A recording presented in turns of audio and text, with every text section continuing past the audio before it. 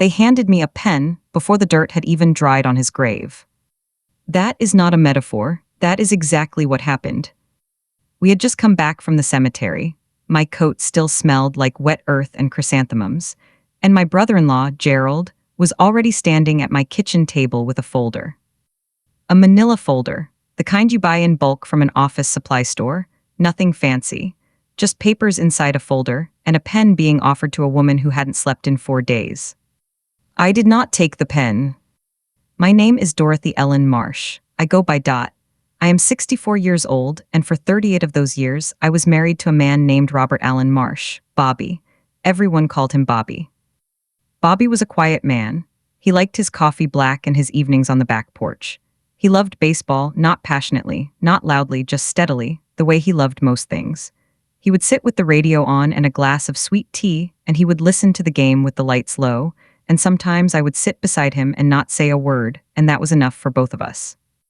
We built a life the slow, unglamorous way.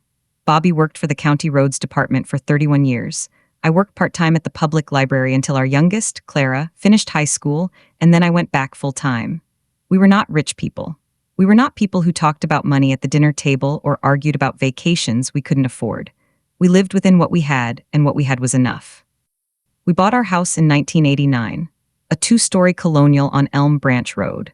3 bedrooms, 1.5 baths, a backyard with a big oak tree that Bobby always said he would build a swing on and never did. I stopped reminding him around year 15. By year 30, I had stopped minding. We raised 2 children in that house.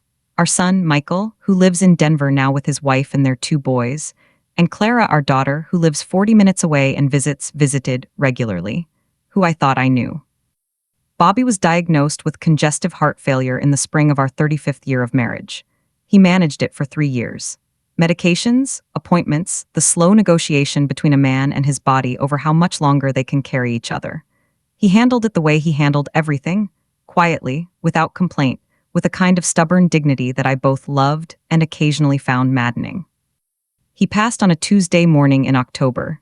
Peacefully, in our bedroom, with the window cracked and the sound of leaves outside, I was holding his hand. I had been holding it for hours. I did not know that by the following Thursday, his brother would be standing in my kitchen with a folder. Let me tell you about Gerald first, because you need to understand him to understand what came next. Gerald is 3 years younger than Bobby was. He is a man who has always believed, in some unspoken and deeply held way, that things should have gone differently for him, that the house should have been in his name, that the better job should have gone to him, that the woman Bobby married, me, had somehow taken something that was meant for the family. This is not my interpretation. This is what Bobby told me himself quietly on one of those back porch evenings, about 15 years into our marriage. He said, "Gerald has never quite forgiven me for being the one who stayed home and built something. He thinks I got lucky." Bobby said it without bitterness. He understood his brother. He had made his peace with it. What Bobby didn't say, what I don't think he fully understood, was what Gerald might do when Bobby was no longer there to be forgiven. There were also 2 sisters, Nancy and Pat, good women mostly in the ordinary ways. Nancy brought casseroles during Bobby's illness. Pat sent cards. They were not cruel women. They were women who had grown up in a household where Gerald set the emotional temperature, and they had learned, over decades, to stand near him rather than against him. I had never been afraid of Gerald. I want to say that clearly. I had never liked him particularly, but I had managed him the way you manage weather, with appropriate clothing and a realistic sense of your own limits. What I had not accounted for was how grief makes you slow. How in those first days after Bobby died, the simplest things took enormous effort. Making coffee, answering the phone, standing up from a chair. The world seemed to be moving at a normal pace, and I was moving through something thicker than air, something that looked like air but wasn't. I could hear things a second after they happened. I could think, but the thoughts arrived slowly, like cars through fog. This is what grief does. It does not make you stupid. It makes you slow, and slow is enough if the person with the folder is counting on it. The funeral was on a Wednesday. We buried Bobby in the cemetery on Miller Road, where his parents were buried, under a gray sky that sea. Wouldn't quite decide whether to rain or not. The service was simple. Bobby would have wanted it simple. The pastor said the right things. Michael had flown in from Denver. Clara was there with her husband, Steve. Gerald sat in the front row across the aisle from me, with Nancy and Pat on either side of him, and I noticed even then, through everything, that he kept looking at his watch. Afterward, we went back to the house. Clara had arranged food. There were people from the roads department, a few neighbors, Bobby's friend Hal, who had driven 2 hours. I moved through the rooms accepting condolences and thanking people and refilling the coffee urn because I needed something to do with my hands. By 4 o'clock, the last of the guests had left. Michael was upstairs with the boys, who had fallen asleep in the guest room. Clara was in the kitchen cleaning up. Steve had gone to get more trash bags from the garage. And Gerald was at my kitchen table with a manila folder. He had Nancy and Pat with him. They were standing slightly behind him, the way people stand when they know something is wrong and have chosen to be present for it anyway. "Dot," he said, "I know the timing isn't ideal, but there are some things we need to get sorted." I looked at the folder. I looked at the pen he was holding out toward me. I did not take it. "What is it?" I said. "Just some paperwork, estate matters." Bobby would have wanted everything handled cleanly. The word cleanly sat in the air between us.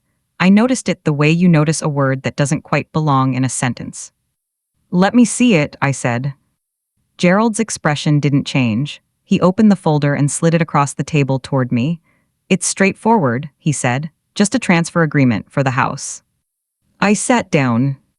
I sat down at my own kitchen table, in the house where I had lived for 35 years, in my funeral clothes, with chrysanthemum petals still stuck to the bottom of my shoe, and I looked at the papers in that folder. And I did not sign them. I want to pause here and tell you something about myself that matters. I am a librarian. I have been a librarian in one form or another for nearly 30 years. And one of the things that 30 years of library work does that I did not expect when I was young is teach you how to read. Not just words on a page, but the architecture of documents. The way a sentence can be technically true and functionally deceptive at the same time. The way language is arranged to discourage careful reading. I know how legal documents work. Not like a lawyer knows. I am not a lawyer, but enough. Enough to know that the word transfer in a document title is not a synonym for distribution or settlement. Enough to know that when a document is 8 pages long and you are being offered a pen before you have read a word of it, you should put the pen down. I put the pen down. Gerald said, "It really is straightforward. Bobby and I had discussed this." I said, "Then you won't mind if I read it." Nancy shifted her weight. Pat looked at the floor. Gerald said, "Of course not," in the voice of a man who minded very much. I read every word. I am going to tell you what was in those papers, plainly and without drama, because the plain truth is dramatic enough. The document was titled a Postmortem Property Settlement and Family Trust Transfer Agreement.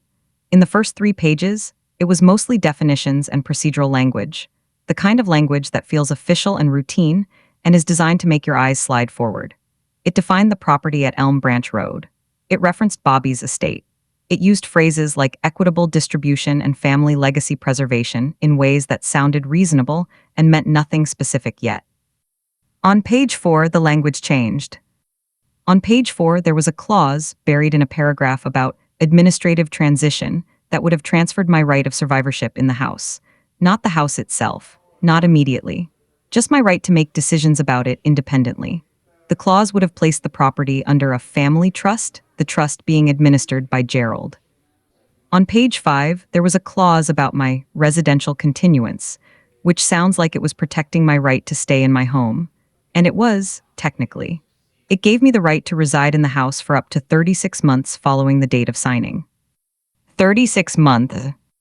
3 years. After which, the document said, on page 6, in language that was perfectly clear once you were reading carefully, the trust administrator, Gerald, would have the authority to evaluate and execute disposition of the property asset in accordance with trust objectives. My house, 35 years of my life. The oak tree Bobby never hung a swing on. Clara's height mark still penciled on the inside of the pantry door. The kitchen where I had made 10,000 meals and stood at 10,000 windows. ND watched the seasons change. Gerald was going to give me 3 years and then sell it. That is what the papers said. I sat at that table for a long time, reading. I read every page twice. I did not rush. I did not react. I had learned something in my marriage, in my library work, in 64 years of being a woman in a world that often mistakes stillness for weakness. I had learned that the most powerful thing you can do when someone is waiting for you to panic is to simply not panic. Gerald tried once more. It's really just a formality. I'm still reading, I said. He stopped. I finished reading.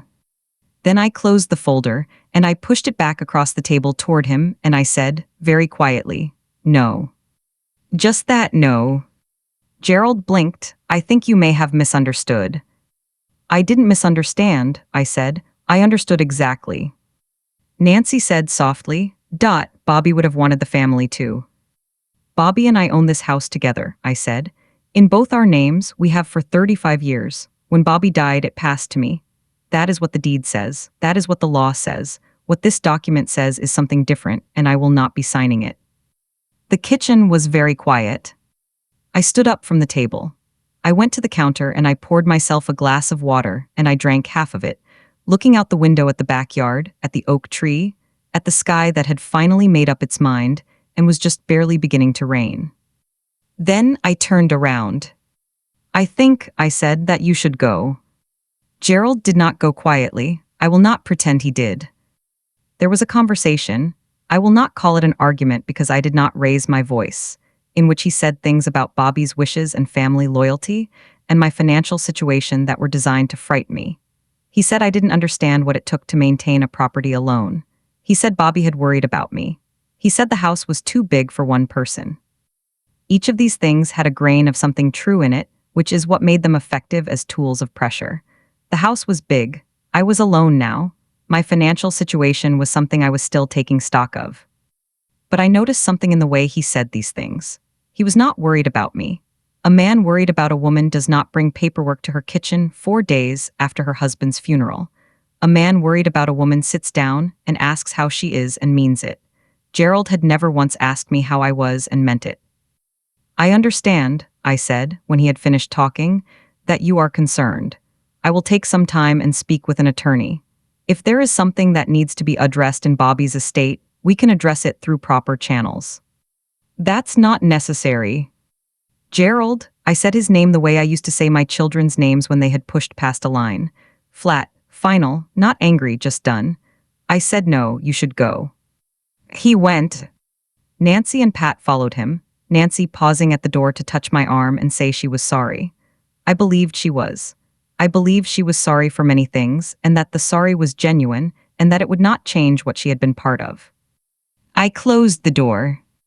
I stood in my hallway for a long moment, alone, with the rain starting outside and the house quiet around me. And then I went upstairs to find Michael and tell him what had just happened. Michael did not take it quietly either, but in a different direction. He is a good man, my son. He is also a man who processes difficult emotions as anger, at least initially. He was downstairs and toward the door before I had finished telling him, and I had to put my hand on his arm and say, Michael, stop, sit down. He sat down. I handled it, I said. He's gone. What I need from you now is not confrontation. What I need is help. Help with what? I need an attorney, I said. A good one, an estate attorney. I need to understand exactly where Bobby and I stood legally, and I need to make sure no one can do this again. Michael looked at me for a long moment. He is so much like his father in that look, that quality of really looking at you, taking you in, recalibrating. Okay, he said. I know someone in Denver. I'll get you a referral. Good, I said. Now go check on your boys. Clara, when I told her, was quiet in a way that worried me more than Michael's anger. She was quiet for a long time. Then she said, Mom, did you know about any of this? Did he and Uncle Gerald ever talk about the house? Your father and I own this house together, I said. Whatever conversations Gerald believes he had with your father, I was your father's wife. I was his partner. In 38 years, we never made a decision about this house without both of us agreeing to it. Whatever Gerald told himself Bobby had promised, Bobby never promised him this house. Clara was still quiet. Clara, I said, did you know? She closed her eyes, she said. Steve mentioned once a few months ag. Oh, that Uncle Gerald had said something to him, about the house, about the family eventually having a claim. I sat with that for a moment. And you didn't tell me, I said. I didn't think he was serious. I thought it was just Gerald being Gerald. I thought about that. I thought about what it means to dismiss something as someone being themselves, when being themselves is exactly the problem. I thought about how many things go wrong in families because someone didn't think the other person was serious. From now on, I said, you tell me, whatever you hear, you tell me. She nodded, her eyes were wet. Mom, she said, I'm so sorry. I know you are, I said. I love you. Now I need you to go home tonight because I need to be alone in this house for a few hours, and I need you to come back tomorrow morning, and we're going to go through your father's paperwork together. That night, after everyone was gone, I sat in Bobby's chair. The back porch, the radio, the sweet tea, I had all of it, or what was left of it. I had the chair. I had the darkness of the backyard and the smell of rain and the sound of the neighborhood settling into night around me. I sat there for a long time. I thought about Bobby, not about the illness or the last months or the Tuesday morning in October. I thought about earlier Bobby, the young man I had married in a small church with 30 people watching. The man who had driven me home from our first date in a truck that kept stalling and had apologized for it with a sincerity so complete that I had found it charming rather than embarrassing. The man who had held each of our newborn children and cried, quietly, without seeming to know he was doing it. I thought, what would he say? And I knew, as clearly as I have ever known anything, that he would say, you did right, you didn't let them rattle you. Now figure out the rest. That was Bobby, practical at his core, even in love. I sat in his chair until I was ready. Then I went inside, made a list of every financial document I needed to locate, set my alarm for 6 a.m, and went to sleep. The next 2 weeks were work. Not emotional work, though there was that, threaded through everything, but practical, methodical, unglamorous work. I gathered documents. I found the deed to the house, which was exactly as I remembered it, both names, joint tenancy with right of survivorship, clear as anything. I found Bobby's life insurance policies. I found our retirement accounts. I found the small investment account we had opened together in 2004 and largely forgotten about.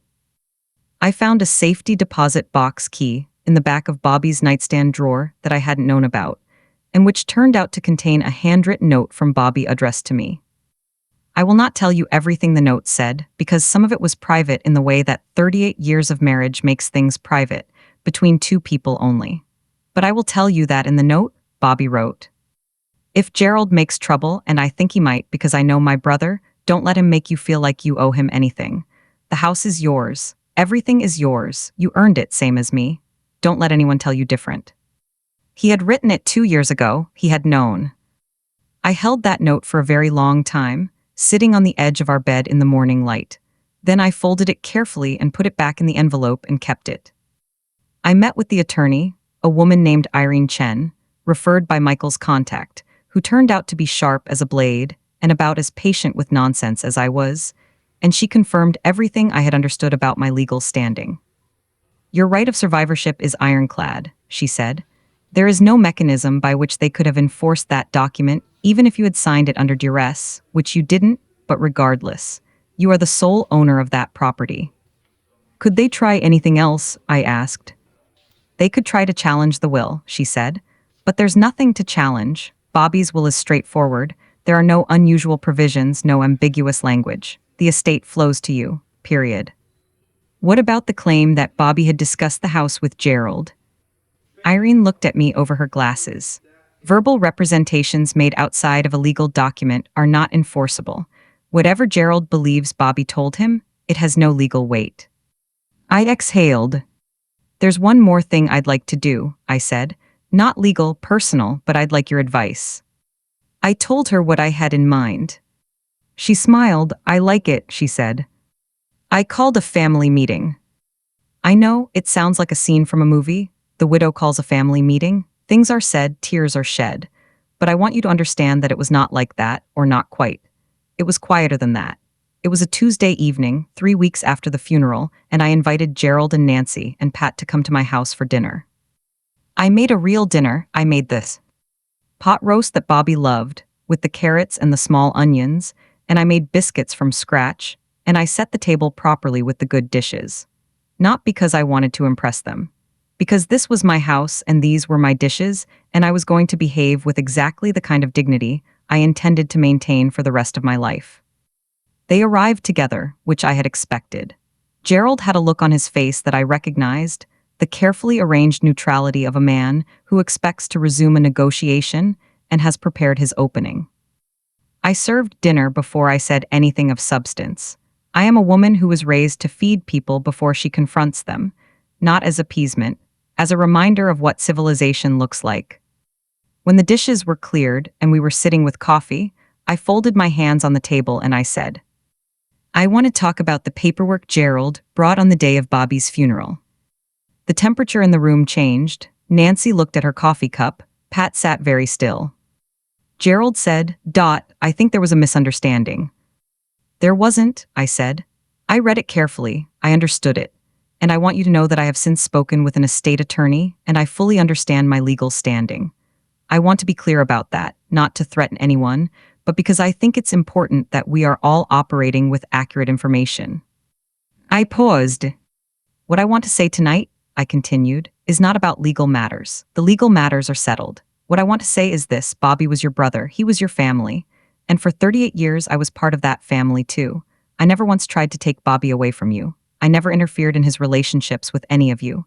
I raised my children to know their aunts and their uncle. I made room always. I looked at Gerald directly. What you did on the day we buried him was not about the house. The house was just the vehicle. What it was about was 38 years of you not being able to accept that Bobby built a life that didn't center you. And I understand that that hurt. I do. But I will not be the payment for that hurt. Gerald's jaw was tight, but he didn't speak. I'm not asking for an apology, I said. I'm not asking for anything. I'm telling you what happened and how I see it, and I'm telling you that I intend to stay in this house for as long as I choose to, and I intend to continue my life with my children and my grandchildren, and whatever years I have left, and I hope, genuinely, that we can be civil. For the children's sake. For Bobby's memory. But I will not pretend that what happened didn't happen. The room was so quiet I could hear the refrigerator hum. Nancy said very softly, You're right, I'm sorry. Pat said nothing, but she reached across the table and briefly touched my hand. Gerald said, after a long moment, I thought Bobby had told me. Bobby didn't promise you anything, I said. Bobby left a note for me in a safety deposit box. Would you like to know what it said? He was quiet. He said the house was mine, I said. He said everything was mine, and he said not to let you tell me different. Gerald left first, not angrily or not explosively. He left like a man who has run out of room to maneuver and knows it.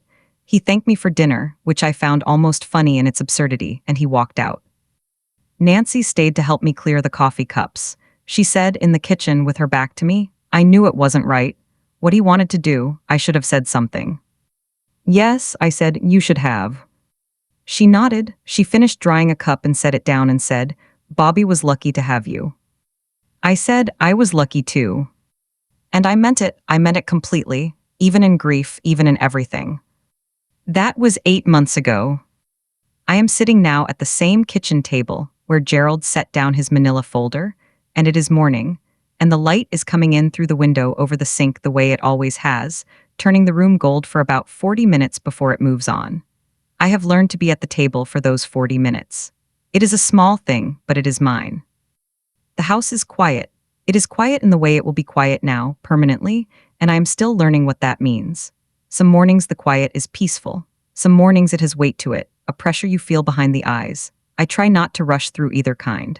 Bobby was a man who understood the value of sitting with things, and I am trying to learn that lesson better now that he is not here to model it. Michael calls on Sundays. He is getting better at knowing when to talk and when to just be on the line. His youngest, Sam, asked me last month if I was coming to visit for Thanksgiving, and when I said yes, he made a sound of pure uncomplicated joy that reached right through the phone and into my chest and stayed there for days.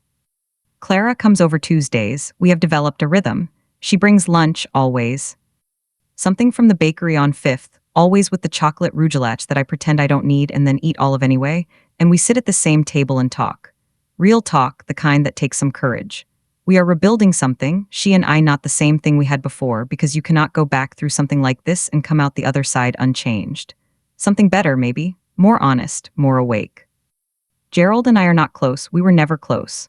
We speak when the occasion requires it, holidays, the children's events, and we are civil because we have both decided to be. I do not trust him. I do not pretend to. But I have made my peace with what happened, which is different from forgiving it. Peace is something you choose for yourself. Forgiveness is something you extend to someone else. I have done the first. The second I am still working on, and I have decided not to rush it. The oak tree in the backyard is still there. I look at it every morning. I have been looking at it for 35 years, and I have not yet found the end of what it has to say. Bobby used to stand at this window with his coffee and look at it, and I would ask him what he was thinking, and he would say, "Nothing much," and I used to believe him, and now I wonder. I wonder if he was doing what I am doing now, just looking at the tree, just watching it exist, finding something steady in it, something that does not require interpretation or resolution or feeling any particular way. I did not sign that paper. I want to say that again, not with pride, pride is the wrong word, but with a kind of quiet satisfaction that is harder to name. I did not sign it because I was paying attention. Because in 64 years of life, I have learned that the moments when someone is rushing you are the moments that most require you to slow down. I did not sign it because Bobby built this life with me, and the least I could do was protect it. But I also want to say this, it was not really about the house. The house is wood and plaster and windows and floors. It is meaningful because of what happened in it, and the meaning lives in me now, not in the structure. Even if I had lost it, which I did not, and would not, but even then, they could not have taken what mattered. They could not have taken 38 years of the quiet, steady, unglamorous, completely ordinary, and completely irreplaceable life that Bobby and I built together. That is not in any document. It does not require a signature. I have thought about why Gerald did what he did. I have thought about it carefully and without flinching, in the way you think about things when you are trying to understand rather than just condemn. I think he was afraid. I think that underneath the folder and the pen and the careful legal language, there was a man who looked at his brother's death and saw something that frightened him. The reminder that things end, that time does not distribute itself fairly, that the life Bobby had built and the house Bobby had filled and the woman Bobby had loved were going to go on without Bobby, and without him, Gerald, having any claim on any of it. I think grief does that to some people. Instead of turning inward, it reaches outward, grabbing for something solid. He grabbed for the house. I understand it, I do not excuse it, but I understand it. There is one more thing I want to tell you, because I think it may be the most important thing. In the weeks after the funeral, before I met with the attorney, before the family dinner, there were many nights when I sat in this house alone and wondered if Gerald was right. Not about the document, but about the underlying thing, that I couldn't manage, that I was too old to be alone, that the house was too big and the silence was too much and maybe someone else should be making the decisions. Those nights were hard.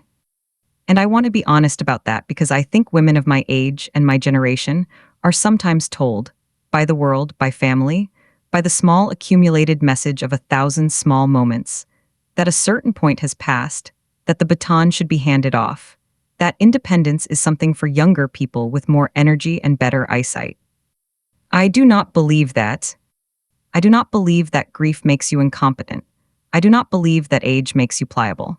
I do not believe that a woman who has raised children and worked 30 years and kept a marriage alive for nearly 4 decades through everything that life puts inside a marriage. I do not believe that woman needs someone to manage her affairs because her husband has died. What I needed was time and steadiness and people who loved me honestly. I found those things, not perfectly and not without pain, but I found them. And I am still here, at my table, in my house, in the morning light that comes through my window and turns gold for 40 minutes and then moves on. I am still here.